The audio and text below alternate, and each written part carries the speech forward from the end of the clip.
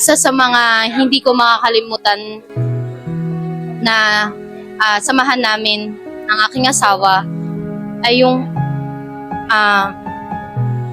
isang ugali niya na hindi mawawala kailanman sa amin, yung pagiging selfless niya na tao.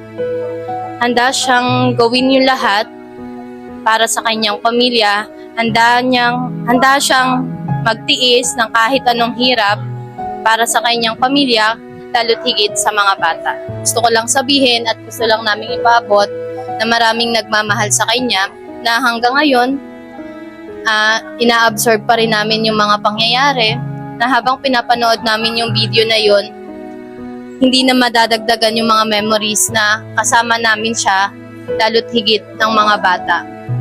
Sobra namin siyang mamimiss kasi never kong ma-imagine na ganito yung mangyayari sa buhay namin. Kasi napaka-responsable niyang tao na hindi ko maiisip na darating yung punto na ganito.